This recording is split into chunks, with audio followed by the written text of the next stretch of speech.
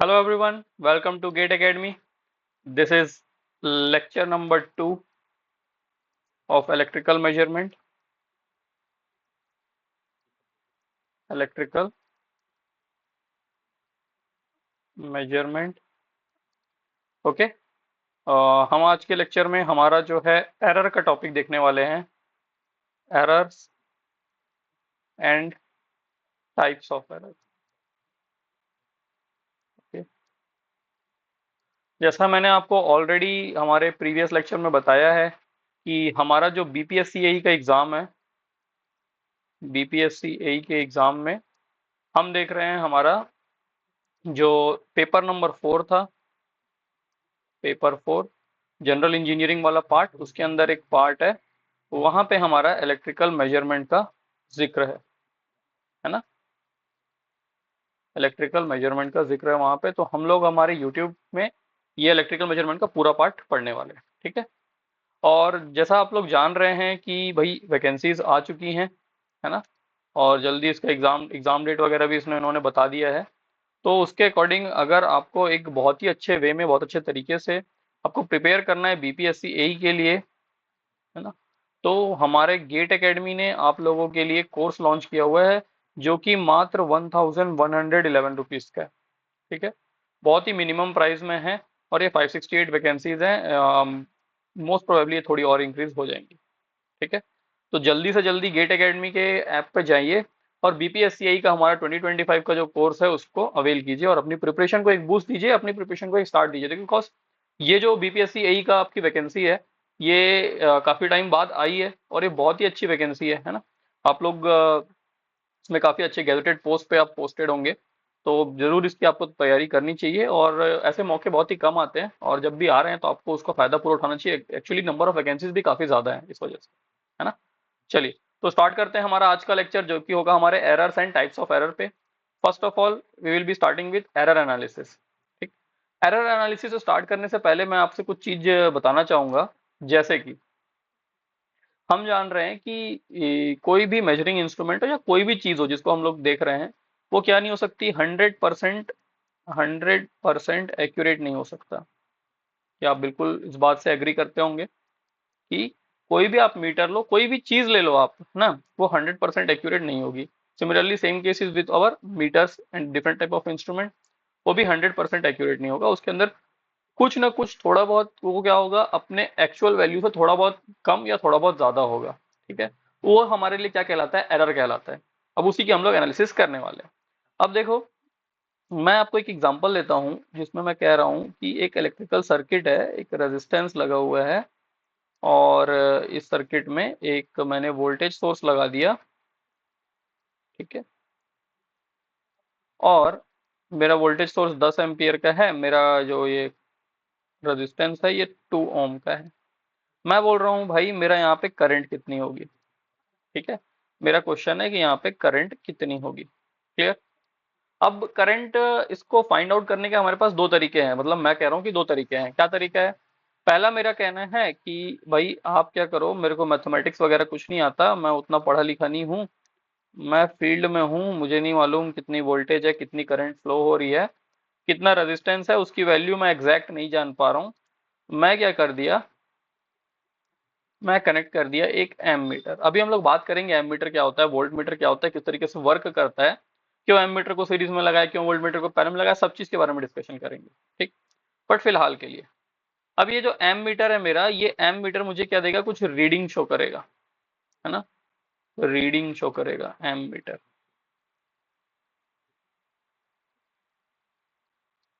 M metre की reading, ठीक।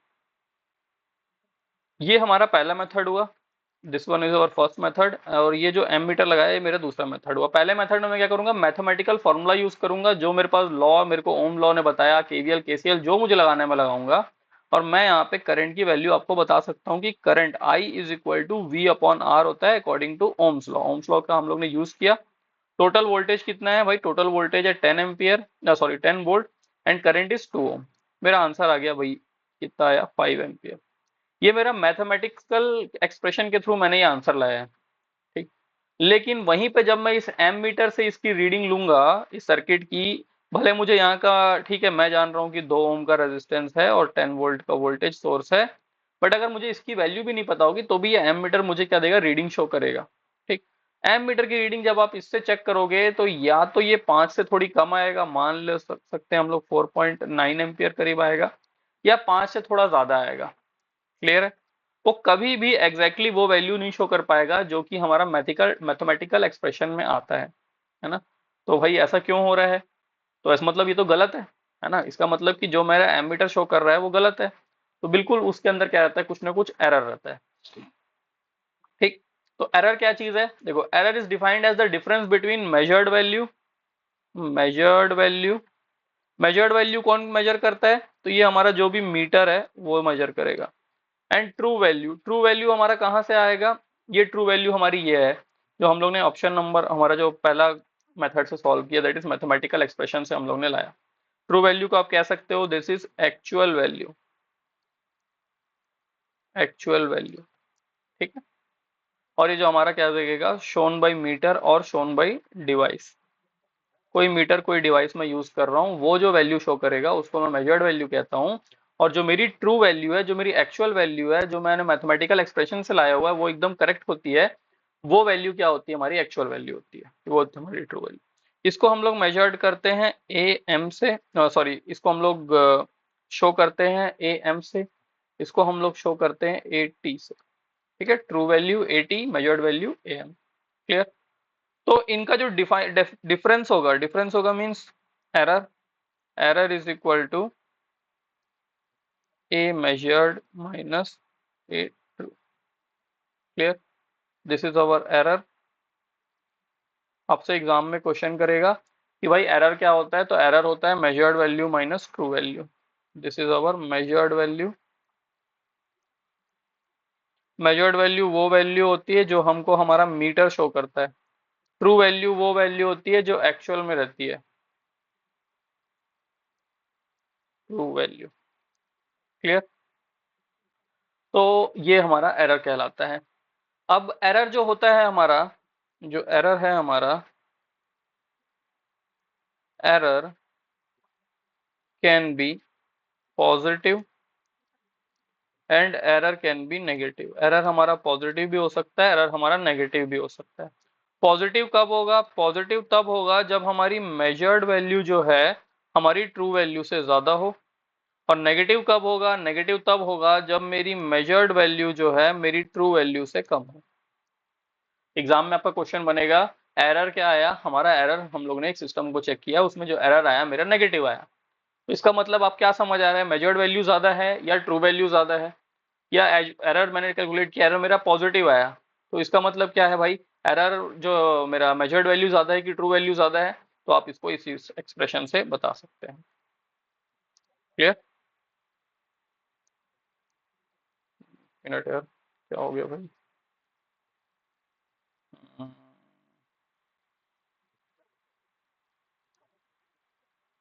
Just a minute ना।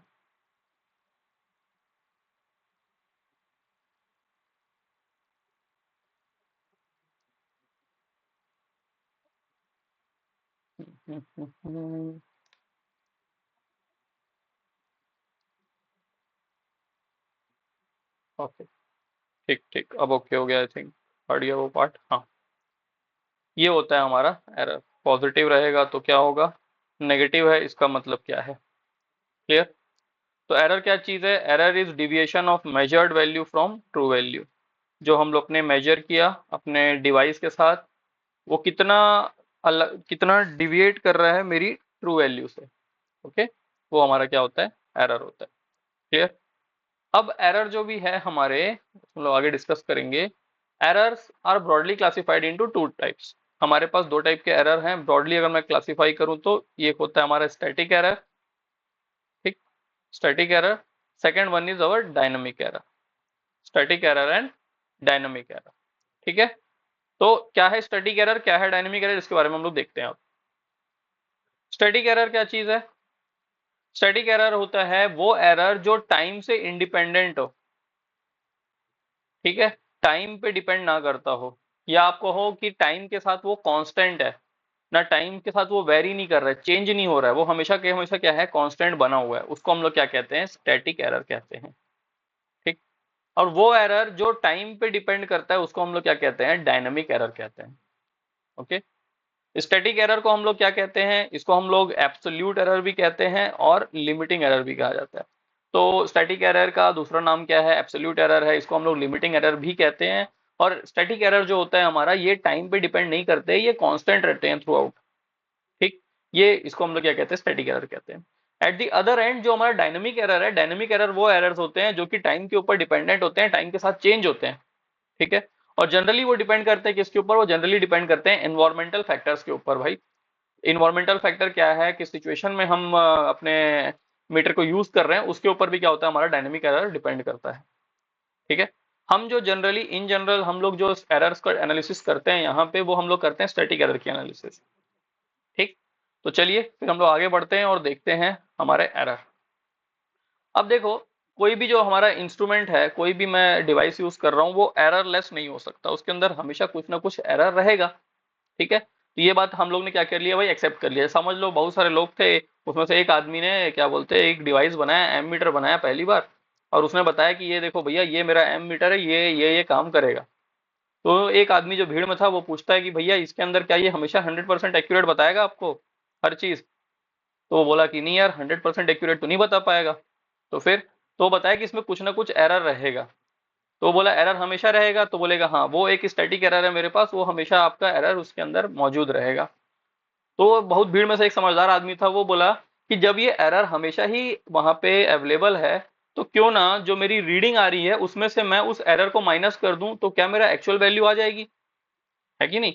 आपको मालूम है कि आप इससे जब भी 100 एम्पियर की करंट मेजर करोगे, तो आपको मालूम चल गया है कि इसके अंदर 1 एम्पियर का हमेशा एरर रहता है, एक का हमेशा एरर शो करेगा ये। ठीक। तो भैया जब भी आप 100 मेजर कर रहे हो, तो वो क्या दिखाएगा, या तो 99 दिखाएगा या तो 101 दिखाएगा, है ना। या तो 99 दिखाएगा या तो 101 दिखाएगा। तो आप अपने उसके अनुसार इसको क्या कर लो, अगर एरर ये है, ज्यादा वैल्यू शो कर रहा है, माइनस कर लो, कम कर रहा है तो ऐड कर दो। तो इसको हम लोग ने क्या बोला, उसको हम लोग ने नाम दे दिया करेक्शन फैक्टर का। इसको हम लोग ने नाम क्या दिया, करेक्शन फैक्टर का। Correction factor. तो क्या कह रहा है भाई, कह रहा है all instrument are error instrument, मतलब सभी के अंदर एरर रहता है। We need a correction factor to make the error zero और टू मिनिमाइज द एरर। देखो एरर हम लोग जीरो तो कर नहीं पाते हैं, प्रैक्टिकली जीरो नहीं हो पाता, बट हम उसको बहुत हद तक मिनिमाइज कर लेते हैं with the help of correction factor. अब करेक्शन फैक्टर क्या है, करेक्शन फैक्टर वो वैल्यू है जो कि हम अपने मेजर्ड वैल्यू में ऐड कर दें या उसमें सब्सट्रैक्ट कर दें, तो हमारी वैल्यू ट्रू वैल्यू के करीब या ट्रू वैल्यू के बराबर आ जाएगी, है कि नहीं। ठीक। The value which we add और सब्सट्रैक्ट, हम उसको ऐड करते हैं या सब्सट्रैक्ट फ्रॉम मेजर्ड क्वांटिटी, मतलब measured value, in order to get true value. True value चाहिए हमको 80 चाहिए, हम लोग को क्या है, हमारी मेजर्ड वैल्यू जो थी उसमें से हम क्या ऐड करें, क्या सब्सट्रैक्ट करें, उसको हम क्या कहते हैं, करेक्शन फैक्टर कहते हैं। एग्जाम में क्वेश्चन आ सकता है करेक्शन फैक्टर क्या होता है। तो करेक्शन फैक्टर वो वैल्यू होती है जो कि हम अपने मेजर्ड वैल्यू में ऐड या सब्सट्रैक्ट करते हैं in order to get our true value. ठीक है। If static error is positive, अगर हम लोग ने जो एरर स्टार्टिंग में लाया था, error error measured value minus true value, अगर इस सिचुएशन में आपको कहूं मैं कि am is greater than 80, that is error is positive, अगर एरर आपका पॉजिटिव आ रहा है, तो हमारा जो करेक्शन फैक्टर होगा, then correction factor will be is equal to minus of error. जो आपकी एरर आ रही है उसका हम लोग क्या कर देंगे, माइनस कर देंगे। समझ आ रही बात, मतलब आपका एरर क्या आ रहा है, पॉजिटिव आ रहा है, तो करेक्शन फैक्टर क्या हो जाएगा, नेगेटिव हो जाएगा। लिखा है यहाँ पे, स्टैटिक एरर पॉजिटिव है तो करेक्शन फैक्टर क्या होगा, नेगेटिव होगा। ठीक। या मैं आपसे ये कहूँ सीधा सीधा कि जो करेक्शन फैक्टर है उसका फॉर्मूला होता है, correction factor C F is equal to minus of error. ये हमारा फॉर्मूला है। ओके, तो इस फॉर्मूले का हम लोग यूज करेंगे। आपका जब भी करेक्ट एरर नेगेटिव आएगा तो correction factor minus of minus डालेंगे, प्लस हो जाएगा तो पॉजिटिव आ जाएगा हमारा एरर करेक्शन फैक्टर। और जब भी आपका एरर पॉजिटिव होगा तो करेक्शन फैक्टर नेगेटिव होगा। आपके एग्जाम में ये एक छोटा सा सवाल बन सकता है कि एरर इज पॉजिटिव, जो स्टैटिक एरर हमारा आ रहा है वो पॉजिटिव है, तो करेक्शन फैक्टर क्या होगा, पॉजिटिव होगा या नेगेटिव होगा, या पॉजिटिव नेगेटिव कुछ भी हो सकता है, या नन ऑफ दिस, जो भी ऑप्शन दे दे आपको। तो आपको मालूम है कि जो भी हमारा करेक्शन फैक्टर रहेगा वो एरर का जो भी सिंबल है, एरर पॉजिटिव आया तो करेक्शन फैक्टर उसका जस्ट उल्टा नेगेटिव होगा। अगर एरर नेगेटिव आ रहा है तो करेक्शन फैक्टर उसका जस्ट उल्टा क्या होगा, पॉजिटिव होगा। क्लियर, बात समझ आ गई आप सभी को, है ना? तो ये होता है हमारा करेक्शन फैक्टर। ठीक है, चलते हैं आगे और हम लोग देखते हैं आगे और क्या क्या चीज है हमारे पास। चलें आगे की ओर। अब आता है हमारा रिलेटिव स्टैटिक एरर, जिसको हम लोग कहते हैं R S E, relative static error.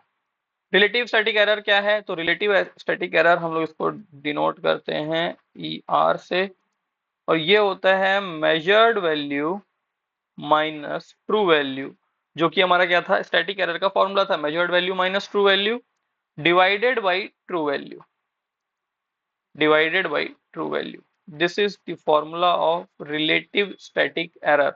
इसी रिलेटिव स्टैटिक एरर को हम लोगों ने और एक नाम दिया है जिसको हम लोग कहते हैं limiting error, which is called limiting error. देखो, आपका जो बीपीएससी एई का एग्जाम है उसके अंदर ये जो एरर, ये वाला पार्ट है हमारा एरर वाला, इससे आपके कोई न्यूमेरिकल्स तो नहीं बनने वाले, है ना? आपके यहाँ से क्वेश्चंस जो बनेंगे वो आपके थ्योरी बेस्ड क्वेश्चन रहेंगे, और वो सिर्फ ऐसे डेफिनेशन जो इसकी छोटी छोटी चीजें हैं उनके ऊपर ही बनेंगे, इसलिए मैं आपको हर एक चीज बता रहा हूँ। समझ आ रही बात? तो रिलेटिव स्टैटिक एरर क्या चीज है?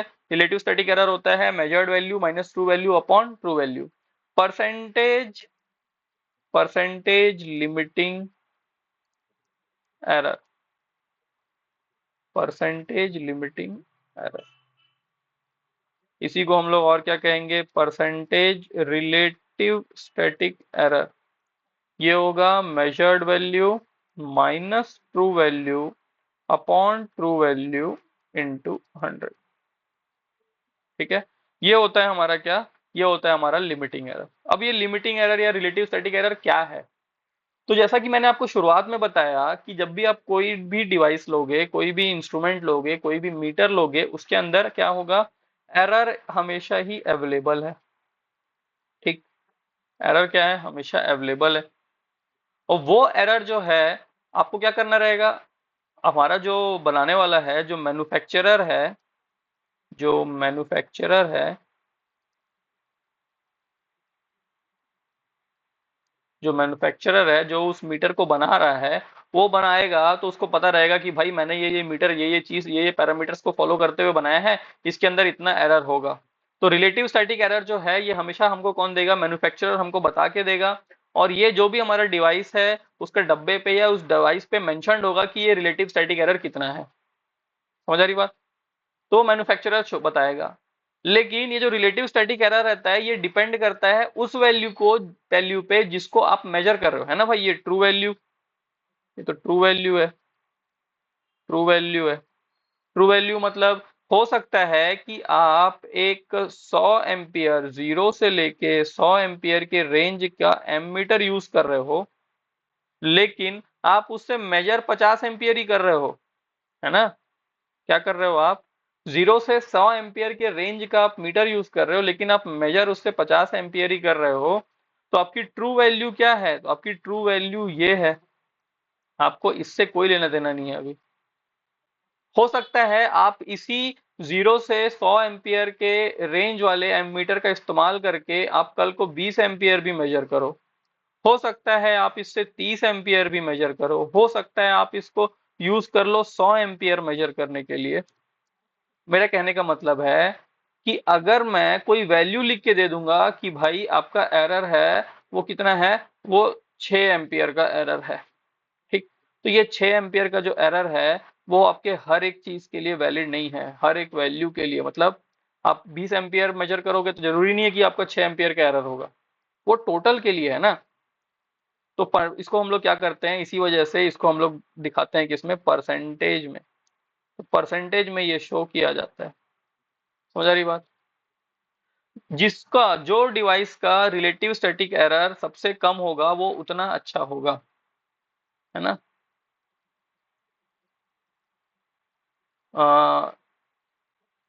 Lower the percentage limiting error better the instrument.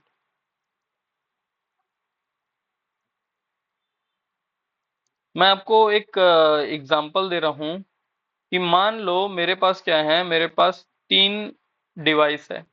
एक डिवाइस है जिसका परसेंटेज लिमिटिंग एरर ±2% है। एक है जिसका परसेंटेज लिमिटिंग एरर ±0.5 है। एक है जिसका परसेंटेज लिमिटिंग एरर ±1% है। ठीक। तो आप कौन सा डिवाइस आपके लिए सबसे बेस्ट होगा, कौन सा डिवाइस आपके लिए बेस्ट होगा? तो इसका आंसर क्या होगा? आंसर होगा option number B.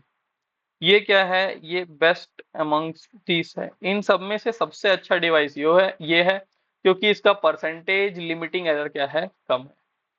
Clear? It is also called percentage limiting error. Percentage limiting error is given by the manufacturer. जो कंपनी उसको बनाती है, जिस आदमी ने उस मीटर को बनाया है, वो आपको खुद स्पेसिफाई करके देगा, बता के देगा कि आपका जो एरर है वो कितना परसेंट है। क्लियर? मान लो कि ये 1% वाला जो भी मेरा लिमिटिंग एरर है, ये मेरा डिवाइस मेजर कर रहा हूँ, यूज कर रहा हूँ मैं 10 एम्पियर के ट्रू वैल्यू को मेजर करने के लिए। ठीक है, इसको मैं कह रहा हूँ कि ट्रू वैल्यू जो मैं मेजर कर रहा हूँ 10 एम्पियर की है। तो इसका जो रेंज है, मतलब किस रेंज के बीच में हमारी जो वैल्यू आ सकती है, वो मीटर किस रेंज में शो करेगा, ±1%। 10 का 1% एक होता है। तो ये अगर इस मीटर से मैं उसकी मेजर्ड वैल्यू चेक करूंगा तो वो मेजर्ड वैल्यू 9 to 11 के बीच में मुझे रीडिंग देगी। 9 भी दे सकती है, 11 भी दे सकती है। ठीक है। तो ये जो एरर है ये क्या बताता है भाई? प्लस माइनस में है, मतलब ये रेंज बताता है कि इस रेंज के बीच में आपका वैल्यू आने वाला है। तो ये बता रहा है रेंज ऑफ एरर। ठीक है। और एट द एंड मैंने आपको जैसे शुरुआत में ही बताया कि जो ये वैल्यू है, जो एरर है, वो किस पे डिपेंड करती है? एरर हमेशा उस वैल्यू पे डिपेंड कर रही है जितना आप मेजर कर रहे हो सकता है आप 100 एम्पियर के रेंज का मीटर ले रहे होगे, लेकिन आप मेजर अगर 50 ही कर रहे हो, तो जो परसेंटेज लिमिटिंग एरर भी आएगा वो 50 के लिए ही आएगा। ठीक है। तो it is always measured with respect to true value. तो ये कुछ हमारे इंपॉर्टेंट पॉइंट्स हैं, आपको इस पॉइंट्स का ध्यान रखना है। एरर का फॉर्मूला एक बार आप ध्यान रखिएगा। क्लियर? और सबसे इंपॉर्टेंट बात है इसमें ये कि जितना कम आपके डिवाइस, जो भी आपने डिवाइस लिया है उसके अंदर जितना कम परसेंटेज लिमिटिंग एरर होगा उतना बेटर, उतना अच्छा वो डिवाइस होगा। क्लियर? ठीक है। तो आई होप यहाँ तक आप सभी को क्लियर होगा। अब हम लोग आगे चलेंगे और देखेंगे कि एक और एरर होता है हमारे पास, वो होता है हमारा ग्रॉस लिमिटिंग एरर। वो ग्रॉस लिमिटिंग एरर क्या चीज है? चलिए। तो हम लोग क्या बात करने वाले थे? गारंटीड एक्यूरेसी एरर के बारे में। That is guaranteed accuracy error. ठीक। इसका मतलब क्या है? वो जो मैन्युफैक्चरर था उसको पता था कि इसके अंदर जो एरर है, जो हमारा मीटर है, उसके अंदर कुछ ना कुछ एरर मौजूद है। ठीक। और वो गारंटी के साथ कह सकता है कि इतने एरर वहां पे अवेलेबल है। तो इस वजह से इसका नाम पड़ा है गारंटीड एक्यूरेसी एरर। बहुत ज्यादा डिटेल में आपको जाने की जरूरत नहीं है, इस वजह से मैं आपको बहुत ज्यादा डिटेल में भी नहीं ले जा रहा हूँ। अदरवाइज वो फॉर्मूला कैसे आया, क्यों आया, हर चीज हम लोग जान सकते थे, पर वो आपके काम का नहीं है फिलहाल के लिए, है ना।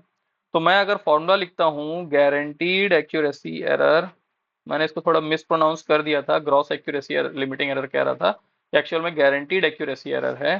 तो गारंटीड एक्यूरेसी एरर का फॉर्मूला है फिर से वही, AM-80। AM this means that measured value, 80 this means that true value. पिछले बार लिमिटिंग एरर के फॉर्मूले में डिनोमिनेटर में क्या था? 80 था। यह है डिनोमिनेटर में क्या था हमारे पास, ट्रू वैल्यू था।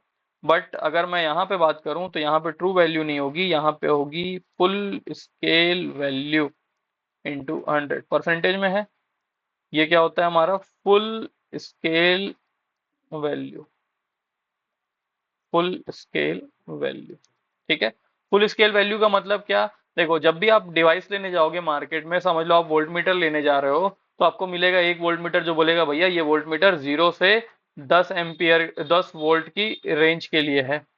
एक वोल्ट मीटर आपको मिलेगा जो बोलेगा भैया ये 0 से लेके 100 वोल्ट रेंज के लिए है। एक वोल्ट मीटर आपको मिलेगा बोलेगा 0 से लेके 1000 वोल्ट तक के रेंज के लिए ये वोल्ट मीटर है। तो ये जो इसका मैक्सिमम वैल्यू जो होती है यही होती है हमारी फुल स्केल वैल्यू। ठीक है। तो गारंटीड एक्यूरेसी एरर क्या है, इसका फॉर्मूला है measured value minus true value upon full scale value. ठीक। और ये हमारे डिवाइस में एकदम है कि इतना एरर तो कम से कम होगा ही होगा, इसी कारण इसका नाम पड़ा है गारंटीड एक्यूरेसी एरर। और ये फुल स्केल वैल्यू क्या होती है, फुल स्केल वैल्यू हमारे डिवाइस की जो मैक्सिमम वैल्यू वो मेजर कर सकता है उसको हम लोग कहते हैं। अब देखो क्योंकि ये guaranteed accuracy error full scale value पे डिपेंड कर रही है, और फुल स्केल वैल्यू भी किसी भी डिवाइस के लिए, चाहे मीटर जो भी मैं बात करूं उसके लिए फिक्स है। आपने एक बार एमीटर बना दिया 0 से लेके 10 एम्पियर के लिए, या वोल्ट मीटर बना दिया 0 से लेके 10 एम्पियर के लिए, तो वो आपका वैल्यू क्या हो गई, फिक्स हो गई मैक्सिमम वैल्यू, उससे ज्यादा के लिए तो आप यूज नहीं कर पाओगे। तो फुल स्केल वैल्यू क्या है, फिक्स है, देयरफॉर गारंटीड एक्यूरेसी एरर भी कैसी है, फिक्स है। लिमिटिंग एरर वहीं पे किस पे डिपेंड करती थी, लिमिटिंग एरर देखो यहीं पे डिपेंड करती थी ट्रू वैल्यू पे। और ट्रू वैल्यू क्या थी मैंने आपको बताया, आप इस रेंज के अंदर 50 एम्पियर को मेजर करने के लिए, 30 को मेजर करने के लिए, 100 को, 20 को, जितना भी चाहे इसके नीचे बिलो इसके जो भी रेंज के अंदर आ रहा है सब आप मेजर कर सकते हो। तो आपकी हर बार ट्रू वैल्यू चेंज हो रही है, इस वजह से ये लिमिटिंग एरर क्या होता है, ये चेंज होते रहता है, ये कांस्टेंट नहीं होता। ठीक। वहीं पे गारंटीड एक्यूरेसी एरर क्या है, it is always constant. Guaranteed accuracy error क्या है हमारा, it is always constant because it is given with respect to full scale value, और फुल स्केल वैल्यू या फुल स्केल डिफ्लेक्शन। ठीक है। ये एफ एस बी भी लिखा रहता है, कई बार एफ एस डी भी लिखा रहता है ना, दोनों का मतलब सेम है, full scale deflection, full scale deflection. ठीक है। और it is a constant error seen by the instrument, that is why it is called guaranteed accuracy error. ये एक एरर है जो हमेशा इंस्ट्रूमेंट में अवेलेबल रहेगा और वो कांस्टेंट रहेगा थ्रू आउट। क्लियर। अब देखो मेरे यहाँ पे आपके मन में एक सवाल आता होगा, हमेशा ही आप सोचते होगे कि भैया मेरे को अगर वोल्ट मीटर मैंने बनाया है 0 से 10 वोल्ट के लिए, वोल्ट मीटर मैंने बनाया है 0 से 100 वोल्ट के लिए, और अगर मैंने एक वोल्ट मीटर बनाया है 0 से लेके 1000 वोल्ट तक को मेजर कर सकता है, तो जब ये 100 और ये 10 इसके रेंज के अंदर ही तो आ रहा है, 0 से लेके 1000 के अंदर पे मैं 1 वोल्ट भी मेजर कर सकता हूँ, मैं 10 वोल्ट भी मेजर कर सकता हूँ, मैं 100 वोल्ट भी कर सकता हूँ, मैं 500 वोल्ट भी कर सकता हूँ, मैं 1000 वोल्ट भी कर सकता हूँ। तो इतने कम रेंज का इंस्ट्रूमेंट बनाने की क्या जरूरत पड़ी। ठीक। तो पहला क्वेश्चन दिमाग आपके, पहला आंसर आपके दिमाग में ये आता होगा कि ये महंगा पड़ता होगा ये बनाना हमको, है ना। ये जो लास्ट वाला है 0 से लेके 1000 वोल्ट वाला जो बड़ा रेंज का वोल्ट मीटर, उसको बनाना महंगा पड़ता होगा, ठीक है पड़ जाता होगा। लेकिन आप ये भी तो सोचो कि आप एक वोल्ट मीटर खरीद लोगे, वो वोल्ट मीटर आपका हर काम करके देगा, 0 से लेके 1000 तक की वैल्यू हर चीज मेजर करके देगा। फिर भी आप क्यों चार टाइप अलग अलग टाइप का वोल्ट मीटर ला रहे हो, उसको मेंटेन कर रहे हो, उसको ठीक से रख रहे हो। तो रीजन उसका ये होता है, आप बिल्कुल ध्यान से सुनिएगा, कि अगर आपकी मेजर्ड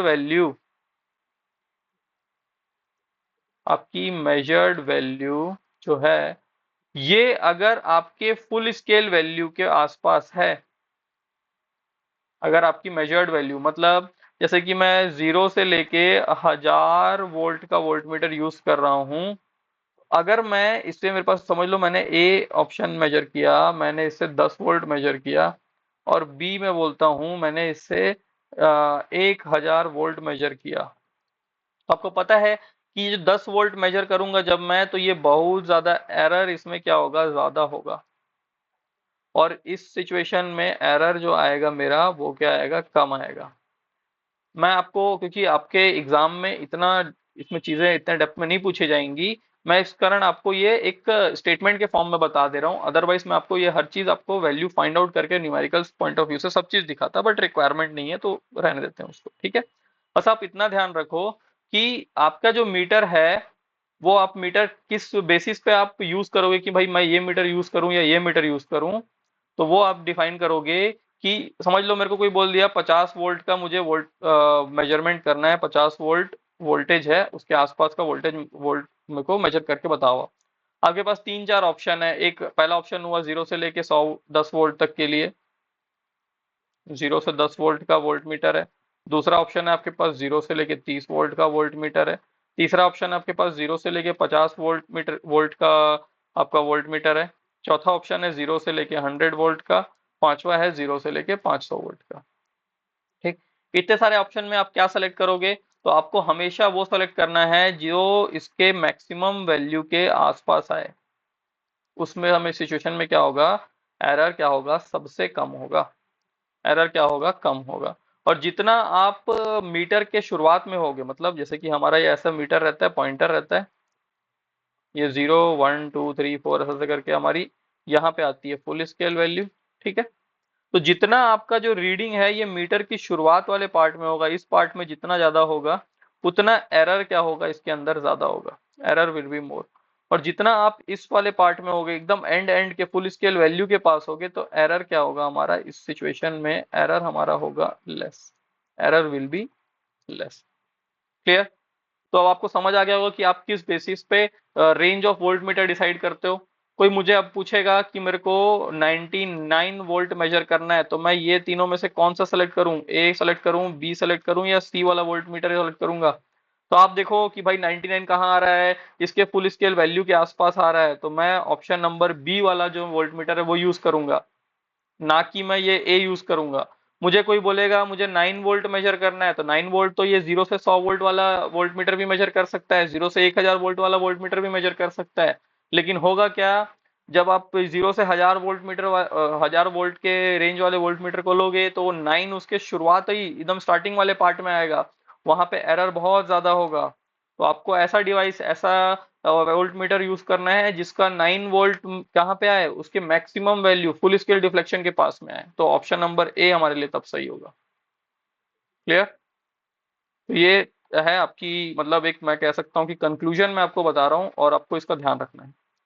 ठीक है, उस बेसिस पे आपके एग्जाम में क्वेश्चन भी बन सकता है कि ये इतना इतने रेंज का वोल्ट मीटर है, मुझे इतना ये चीज इतनी वैल्यू को मेजर करनी है, मैं कौन सा वोल्ट मीटर चारों में से यूज करूँ। तो आप बता सकते हो कि जो फुल स्केल वैल्यू के आसपास जिसका मेजर्ड वैल्यू आएगा वही आपको यूज करना है। क्यों, क्योंकि उसमें एरर क्या होता है, कम होता है, बस। That's it. क्लियर। ये हुआ हमारा limiting error, gross accuracy error. अब हम लोग चलते हैं आगे और हम लोग देखते हैं टाइप्स ऑफ एरर, कितने टाइप्स के एरर हैं हमारे सिस्टम में। जो हमारा मेजरमेंट का सिस्टम है, जो हमारा मेजरिंग इंस्ट्रूमेंट है, उसके अंदर कितने टाइप के एरर्स हैं। तो ब्रॉडली अगर मैं बात करूं तो एरर्स को हम लोगों ने तीन पार्ट में डिवाइड किया है। पहला होता है gross error. First one is the gross error. ये जो भी ह्यूमन मिस्टेक्स होती हैं, जो भी ह्यूमन मिस्टेक्स हैं, उसके वजह से ये एरर ऑकर होता है। ठीक है। सेकेंड है सिस्टमेटिक एरर या सिस्टम एरर, मतलब ये सिस्टम के अंदर कोई एरर है, आपका इंस्ट्रूमेंट का कोई फॉल्ट है, उसके वजह से होने वाले एरर को हम लोग क्या कहते हैं, सिस्टमेटिक एरर या system error. Third is random error. Random error मतलब इस एरर का कोई माई बाप नहीं है, किसी भी कारण से किसी भी वजह कभी भी ऑकर हो सकता है। अब जिसको आप समझ ही नहीं सकते कि वो एरर किस वजह से हो रहा है, तब तो आप उसको मिनिमाइज ही नहीं कर सकते, because without knowing the root cause, क्या रीजन है, क्या कारण है उस एरर के होने का, आप उसको एलिमिनेट नहीं कर पाओगे। तो रैंडम एरर कुछ इसी टाइप का एरर है, बिल्कुल रैंडम है, नहीं मालूम क्यों हुआ, नहीं मालूम कब हुआ। ठीक है। चले, तो एक एक करके हम लोग डिफाइ आगे चलेंगे, चीजों को पढ़ेंगे। ग्रॉस एरर पढ़ेंगे, सिस्टमेटिक एरर पढ़ेंगे या सिस्टम एरर पढ़ेंगे। सिस्टम एरर के अंदर भी ये फर्दर तीन पार्ट में क्लासिफाइड है, थ्री डिफरेंट टाइप्स में क्लासिफाइड है। ठीक है। ऑब्जर्वेशनल एरर, इन्वायरमेंटल एरर, ये सब चीज इसके अंदर है, उसको भी हम लोग देखने वाले हैं। चलो, तो शुरुआत करते हैं हम लोग अपना, और चलते हैं ग्रॉस एरर की ओर। Gross error. ग्रॉस एरर जैसा कि मैंने आपको बताया, ग्रॉस एरर किसकी वजह से होता है, तो ये होता है ह्यूमन मिस्टेक्स की वजह से। ह्यूमन मिस्टेक्स की वजह से। ठीक। अब ह्यूमन मिस्टेक्स कैसे हो सकता है, ह्यूमन मिस्टेक कैसे होगा। देखो, जब हम लोग कॉलेज में क्या करते थे, प्रैक्टिकल का समय होता था, तो प्रैक्टिकल का एक बेंच है, बेंच में हमारा एक इंस्ट्रक्टर खड़ा रहता था, उसके पास में हाथ में मीटर वीटर सब हुआ करता था। ठीक, आस पास पूरे बच्चे भरे हुए हैं, है ना। जो पढ़ने लिखने वाले बच्चे वो एकदम सामने सामने हो जाते थे, और जिनको मन ही नहीं है पढ़ने का वो पीछे पीछे खड़े हैं। ठीक, अब हुआ क्या, हम लोग ने एक्सपेरिमेंट किया। अब जब आप एक्सपेरिमेंट भी करते हो तो आप एक रीडिंग नहीं लेते, आप बहुत सारा रीडिंग लेते हो, है ना। एन नंबर ऑफ रीडिंग लेते हो, तो जितना आप रीडिंग को इंक्रीज करते जाओगे उतनी आपकी क्या हो जाएगी, करेक्ट वैल्यू आने की चांसेस बढ़ती है। ठीक, तो आप बहुत सारी रीडिंग लोगे। अब रीडिंग बताने वाला बोला, देखा इसने, सर ने बताया कि भैया कितना आ रहा है, 10 एम्पियर आ रहा है। 10 एम्पियर आया, वो बोल रहा है कि 10 एम्पियर रीडिंग है, नोट करो। सामने जो खड़े बच्चे हैं उनको तो साफ साफ 10 सुनाई दे दिया, लेकिन पीछे खड़े बच्चे जो ध्यान नहीं दे रहे थे वो कोई 20 सुन लिया उसमें से, तो उसने कॉपी में 20 नोट कर लिया। अब उसे कॉपी में 20 नोट हो गया, तो वो क्या हुआ, जब भी वो चेक करेगा तो उसके अंदर मालूम चलेगा, अरे ये तो बहुत बड़ा एरर आ रहा है। तो पहला चीज ये कि आप नोटिंग डाउन में आपने क्या कर दिया, जो मीटर का जो इंस्ट्रूमेंट की जो रीडिंग थी वो आपने गलत तरीके से उसको सुना, गलत तरीके का मेजर किया आपने, उसको रिकॉर्ड गलत किया। ये होते हैं हमारे ग्रॉस एरर के अंदर आते हैं। ठीक है, generally occurs due to human mistakes, जो हमारे खुद के मिस्टेक्स की वजह से होता है इन रीडिंग द इंस्ट्रूमेंट। जो मीटर है वो कितना दिखा रहा है, मीटर आपको 10 एम्पियर दिखा रहा है, आप 10 नहीं पढ़ रहे, आप बोल रहे नहीं भाई 9 एम्पियर। ठीक, आपने ढंग से देखा नहीं, आपने ध्यान से देखा नहीं, आप बोले 10 नहीं, इन्हें 9 दिखा रहा है। ठीक, आपने 9 कह दिया, सुनने वाले ने कितना लिख दिया, 8 लिख दिया। तो नोटिंग डाउन में एरर हो गया, रिकॉर्डिंग में एरर हो गया। आपने पहले तो पढ़ने में एरर कर दिया, फिर किसी ने रिकॉर्डिंग में एरर कर दिया, लिखने में एरर कर दिया। तो error in reading the instrument, recording the instrument और कैलकुलेटिंग, जो भी कैलकुलेशन वगैरह आपको करनी थी वो आपने उस कैलकुलेशन को ही गलत कर दिया। तो उस वजह से जो भी एरर होते हैं वो क्या होते हैं, क्रॉस एरर होते हैं। आपके एग्जाम में पूछेगा ग्रॉस एरर किसकी वजह से होते हैं मेनली, तो वो किसकी वजह से होंगे, तो gross error are mainly due to human mistakes, human mistakes की वजह से हमको ग्रॉस एरर होता है सिस्टम में। ठीक है, जो ऑपरेटर रहता है, जो उसको ऑपरेट करता है, वो मेनली रिस्पॉन्सिबल रहता है इस टाइप के एरर के लिए। अब बहुत से ऐसे मतलब ग्रॉस एरर में भी जो भी रीजंस हैं उसमें से कुछ रीजंस ऐसे हैं जो आप इजीली आइडेंटिफाई कर सकते हो, इजीली रेक्टिफाई कर सकते हो, लेकिन काफी सारे ऐसे भी हैं जो कि आपको समझ नहीं आएंगे कि कहाँ ये एरर हुआ, और उसको रेक्टिफिकेशन भी पॉसिबल उतना नहीं है। तो ग्रॉस एरर को आप मिनिमाइज कर सकते हो बट कंप्लीटली एलिमिनेट नहीं कर सकते हो। वही लिखा है यहाँ पे, can not be eliminated completely. ठीक, इस एरर को हम लोग कम कर सकते हैं by taking care in while recording. आप जब रिकॉर्ड कर रहे हो, जो आपको बोला गया आपने वो वैल्यू लिखी कि नहीं लिखी, 10 पढ़ रहे हो लिख 8 दे रहे हो, वैसा नहीं करना है भाई, एकदम शांत दिमाग पे जो 10 दिखा रहा है 10 लिखना है। ठीक है, और इन रीडिंग रीडिंग और रिकॉर्डिंग के समय आपको ध्यान देना है कि आप अगर उसमें प्रॉपर केयर दोगे तो आपका ये एरर नहीं होने वाले। ठीक है, calculation mistakes, incorrect adjustment and improper application of instrument can lead to gross error। improper application of instrument मतलब कैसा इंस्ट्रूमेंट, मैं बोल रहा हूँ एम मीटर को सीरीज में लगाना, कोई होशियार लड़का था ध्यान से सुना नहीं, वो एम मीटर को पैरेलल में कनेक्ट कर दिया, तो आंसर हमारा क्या आएगा, गलत दिखाएगा, एम मीटर गलत रीडिंग शो करेगा। ठीक, तो इस टाइप के जो भी एरर होंगे ड्यू टू ह्यूमन मिस्टेक्स वो हमारे किसके अंदर आते हैं, ग्रॉस एरर के अंदर। आपके एग्जाम में सिंपली ये क्वेश्चन आएगा कि ह्यूमन मिस्टेक्स की वजह से होने वाले एरर कौन से एरर में अंदर आएंगे, ग्रॉस एरर में, सिस्टमैटिक एरर में, एनवायरमेंटल एरर में, रैंडम एरर में, तो वो आएगा किसके अंदर, ग्रॉस एरर में। बस खत्म, दैट्स इट, इतनी बात आपको ध्यान में रखनी है। क्लियर। नेक्स्ट आते हैं हम लोग सिस्टमैटिक एरर। अब ये सिस्टमैटिक एरर के अंदर मैंने आपको बताया था सिस्टमैटिक एरर फर्दर 3 पार्ट में डिवाइडेड है। First is instrumental error, then after instrumental error it is environmental error and third one is observational error। ठीक, तो हम लोग शुरुआत करते हैं हमारे सिस्टमैटिक एरर के। सिस्टमैटिक एरर में पहला होता है हमारा इंस्ट्रूमेंटल एरर। अब इंस्ट्रूमेंटल एरर के अंदर जो भी इंस्ट्रूमेंट की गलती की वजह से एरर आ रहा है। अब इंस्ट्रूमेंट की गलती क्या, इंस्ट्रूमेंट जब बन रहा था ड्यूरिंग मैन्युफैक्चरिंग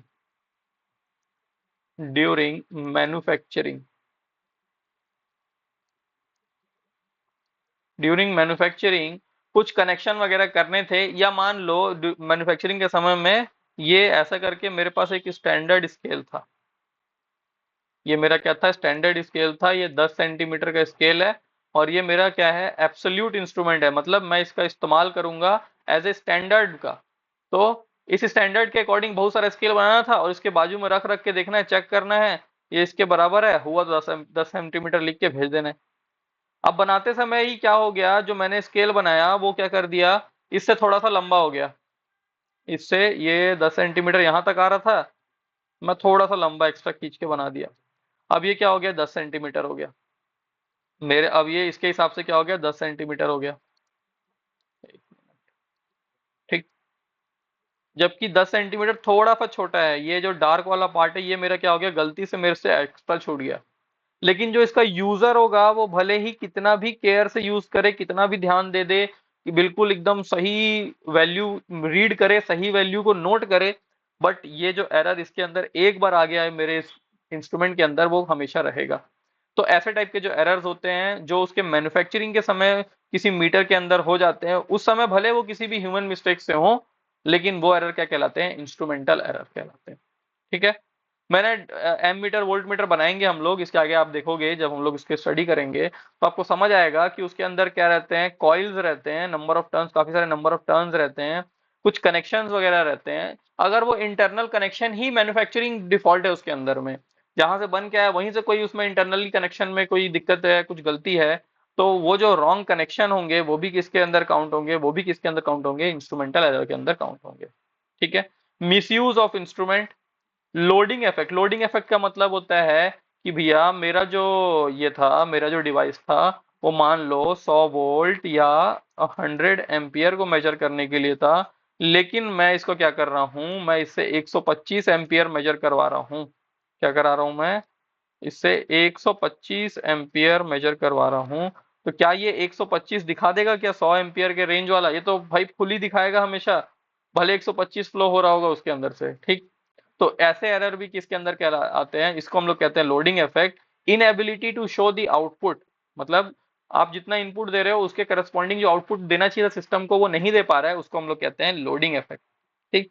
तो लोडिंग इफेक्ट किसके अंदर आता है, लोडिंग इफेक्ट आता है इंस्ट्रूमेंटल एरर के अंदर। Wrong connection, error due to during manufacturing, manufacturing के समय कुछ उसके अंदर गलत मैन्युफैक्चरिंग हुई है, उसकी वजह से जो सिस्टम हमेशा एरर शो करेगा वो किसके अंदर आएगा, इंस्ट्रूमेंटल एरर के अंदर आएगा। ठीक है। इनहेरेंट, इनहेरेंट या inbuilt shortcomings of the instrument. ठीक है। ये होता है हमारा instrumental error. Next is environmental error. Environmental error मतलब जो कि आसपास का जो सिचुएशन है, आसपास का जो वातावरण है उसके अकॉर्डिंग जो हमारे डिवाइस में जो हमारा सिस्टम में एरर आएगा वो क्या कहलाएगा, इन्वायरमेंटल एरर कहलाएगा। और वो environmental error due to temperature हो सकता है, ड्यू टू ह्यूमिडिटी हो सकता है, due to external magnetic field हो सकता है। अभी आप जब आगे चलोगे, जब हम लोग एम मीटर बनाना सीखेंगे, एम मीटर या वोल्ट मीटर बनाना सीखेंगे, तो आप देखोगे इसके अंदर में क्या रहते हैं, हम लोग मैग्नेटिक फील्ड का यूज करते हैं। ठीक है। इसके अंदर खुद की मैग्नेटिक फील्ड होती है, एमीटर वोल्ट मीटर के अंदर हम लोग खुद बनाते हैं मैग्नेट। ठीक। अगर इस मैग्नेटिक फील्ड को कोई एक्स्ट्रा पास में पड़ा एक बड़ा सा चुंबक रखा हुआ है, नॉर्थ साउथ है, वो इसके इन्फ्लुएंस में आ गया, या ये इसके इन्फ्लुएंस में आ गया, तो कुछ ना कुछ तो इसके अंदर एरर ला देगा वो, इसका कुछ ना कुछ तो इफेक्ट पड़ेगा इस मैग्नेटिक फील्ड के ऊपर। उसके वजह से होने वाले एरर किसके अंदर काउंट होंगे, एनवायरमेंट एरर के अंदर काउंट होंगे। मेरा कोई ऐसा डिवाइस है, मेरा हॉट वायर इंस्ट्रूमेंट है, क्या इंस्ट्रूमेंट है, मैं अभी नाम बता दे रहा हूँ, बस आगे पढ़ाऊंगा अभी। हॉट वायर इंस्ट्रूमेंट है। ठीक। ये डिपेंड करता है कि कितना अमाउंट ऑफ करंट फ्लो हो रहा है हमारे उस वायर से। एक वायर हम लोग कनेक्ट करते हैं दो पॉइंट के बीच में, ए और बी के बीच में, और वायर जितना गर्म होता है उतना पिघलता है, उतना उसमें सैग आता है, उसके अकॉर्डिंग पॉइंटर रीडिंग शो करता है। ठीक। अगर मैं इसको बहुत ही कम लोअर टेम्परेचर में 0 डिग्री सेंटीग्रेड के आसपास यूज करूंगा, तो मैं भले ही उतना करंट, उतनी करंट हम यहाँ से फ्लो हो रही होगी, लेकिन ये उतना ज्यादा मेल्ट, उतना ज्यादा गर्म नहीं होगा वायर, बिकॉज आसपास का एनवायरमेंट जो है वो ठंडा है। ठीक। तो उसकी वजह से कुछ ना कुछ एरर आएगा, वो एरर किसके अंदर काउंट होगा, एनवायरमेंटल एरर के अंदर काउंट होगा। ठीक। थर्ड और foremost important thing that is observational error. ये ऑब्जर्वेशनल एरर क्या होते हैं हमारे, observational error is due to carelessness of reader, reader के केयरलेसनेस की वजह से। और इसके अंदर जो मोस्ट इंपॉर्टेंट एरर आता है, आपके एग्जाम में भी पूछा जा सकता है कि पैरेलैक्स एरर जो है वो कैसा एरर है, क्या वो ऑब्जर्वेशनल एरर है, क्या वो सिस्टमेटिक एरर है, या वो ग्रॉस एरर है। देखो ऑब्जर्वेशनल एरर का मतलब क्या होता है, मान लो ये मेरा स्केल है। ठीक। ये मेरा स्केल है। अब आप देखोगे कि ये स्केल पे बना रहता है 0 1 2 3 4 5। ठीक। अब यहाँ पे मेरा पॉइंटर रहता है, पॉइंटर और ये स्केल है ना, जैसे ये जो फ्लैट सरफेस है और ये जो मेरा पॉइंटर है, आप सामने से देखोगे तो एक दूसरे के लग रहा है कि चिपके हुए हैं, बट एक्चुअल में इनके बीच में कुछ गैप रहता है। ठीक है, ये इनके बीच में क्या रहता है, कुछ गैप रहता है। ठीक, अब अगर मैं इस गैप को ऐसे साइड से देखूंगा तो ये हमेशा शो करेगा।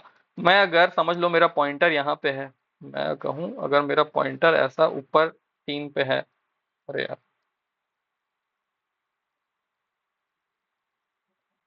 मेरा पॉइंटर कहाँ है, 3 पे है। ठीक, अगर मैं इस साइड से देखता हूँ, इस साइड से देखूंगा, साइड से देख रहा हूँ, ऊपर से नहीं देख रहा हूँ, साइड से देख रहा हूँ, तो मुझे लगेगा, क्या लगेगा मुझे, मुझे लग रहा है कि ना ये जो है ये पॉइंटर थोड़ा सा आगे है।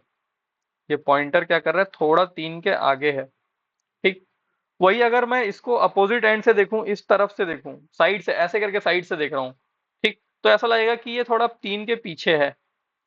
ठीक, अगर जब तक मैं इसको एकदम आमने सामने नहीं देखूंगा, ऐसा एग्जैक्टली आप यहां से नहीं देखूंगा, तब तक आप समझ नहीं आएगा कि एकदम, जब तक मैं स्ट्रेट से नहीं देखूंगा, एकदम फ्रंट से नहीं देखूंगा, तब तक आपको क्या नहीं दिखेगा, ये 3 पे नजर नहीं आएगा।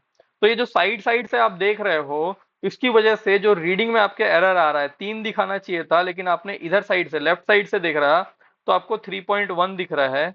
और आपको 3 दिखाना चाहिए था, लेकिन आपने राइट साइड से देखा तो आपको ये 2.8 शो कर रहा है। ये जो एरर इसके कारण आ रहा है, उसको भी हम क्या कहते हैं, ऑब्जर्वेशनल एरर कहते हैं। और वो किसके अंदर आता है, सिस्टम एरर का एक पार्ट है। ठीक है, आपके गाड़ी के टंकी का फ्यूल जो है, फ्यूल इंडिकेटर जो रहता है, वो आप जब क्या करोगे, गाड़ी को आप ऐसे बढ़िया ऐसे साइड से देखते हैं तो दिखता है कि अरे लाल के ऊपर है, लाल वाला एम्प्टी के ऊपर है। लेकिन एकदम ऐसे सामने देखोगे, बोलोगे अरे यार ये एम्प्टी पे है ना। तो ऐसा टाइप से जो एरर होंगे उसको हम लोग क्या कहते हैं, पैरालैक्स कहते हैं। ठीक, और इस एरर को हम लोग क्या कहते हैं, ऑब्जर्वेशनल एरर का ये पार्ट है। अब इस पैरालैक्स एरर को भी खत्म करने का एक तरीका निकला है। क्या निकला है, अब आप बहुत सारे एमीटर्स में देखोगे, मीटर्स में देखोगे कि ऐसा रीडिंग स्केल बना है, इसके नीचे पे ना आपको एक मिरर टाइप का प्रोवाइड किया जाता है, पतली सी स्ट्रिप रहेगी मिरर की। ठीक, आपको इंस्ट्रक्शन ये रहेगा कि जब आपका पॉइंटर, ये पॉइंटर कहलाता है, ये पॉइंटर और उसका जो शेडो है वो एक दूसरे के ऊपर ओवरलैप ना करे, तब, जब वो करेगा तभी आपको रीडिंग लेनी है। मतलब जब आप उसको एकदम ऐसे सामने, आमने सामने देखोगे, ये मेरा हाथ और ये मेरा पेन एक दूसरे को ओवरलैप कर रहे हैं, तभी आपको रीडिंग लेनी है। अगर ये ऐसा थोड़ा सा भी आगे पीछे है तो आपको नहीं लेना है, आपको रीडिंग तभी लेनी है जब तक आपको ये दोनों एक दूसरे के ऊपर कोइंसाइड करते हुए ना नजर आए। तो हम लोग क्या यूज करते हैं, मिरर का यूज करते हैं यहाँ पे। Clear, so we are using mirror here. ठीक, तो ये होता है हमारा observational error, that is parallax error. Remove करने के लिए क्या तरीका है, मिरर हम लोग लगा के रखते हैं।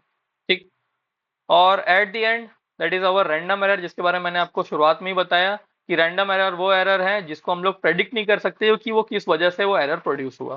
That occurs randomly and it can not be predicted, not भी होगा यहाँ पे। ठीक है, रैंडमली ऑकर होता है और उसको हम लोग प्रेडिक्शन नहीं कर सकते, जिसका प्रेडिक्शन नहीं किया जा सकता उसको, जिसका एंटिसिपेशन नहीं किया जा सकता किस वजह से हो रहा है, उसको हम लोग रेक्टिफाई भी नहीं कर पाते हैं।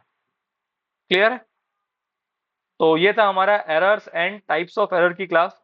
नेक्स्ट लेक्चर में हम लोग पार्ट करेंगे बेसिक कैरेक्टरिस्टिक्स ऑफ इंस्ट्रूमेंट, एक इंस्ट्रूमेंट के अंदर क्या क्या कैरेक्टरिस्टिक्स होनी चाहिए, उसके बारे में हमारी नेक्स्ट लेक्चर रहेगा। ठीक है, तो जाने से पहले आपको फिर से बता दूं कि अगर आप बीपीएससी यही की तैयारी कर रहे हैं तो बीपीएससी 2025 के लिए गेट एकेडमी ने कोर्स लॉन्च कर दिया है, और वो कोर्स का प्राइस है ओनली एंड ओनली 1111 रुपीज। तो ये जो हमारा कोर्स है बहुत ही एकदम बहुत ही अच्छे तरीके से well organized exam oriented course है हमारा। आप बिल्कुल इसको अवेल कीजिए, गेट एकेडमी की ऐप पे जाएंगे, वहां से आप इसको 1111 रुपीज पे करके हमारे कोर्स पे एनरोल कर सकते हैं। और एग्जाम का भी डेट आपका काफी करीब है, तो आपको एक प्रॉपर गाइडेंस भी चाहिए रहेगा कि आपका एग्जाम में आप कैसे प्रिपरेशन करनी है, क्या करना है, वो सब आपको हम लोग यहाँ पे गेट एकेडमी में प्रोवाइड करें। ठीक है, चलिए, चलिए फिर मिलते हैं नेक्स्ट क्लास में। और नेक्स्ट क्लास में हम लोग इसके आगे की चीजें डिस्कस करने वाले हैं। दैट इज, मैंने आपको बताया कि basic characteristics of an instrument. चलिए, मिलते हैं नेक्स्ट क्लास में। Till then, have a nice day, Tata.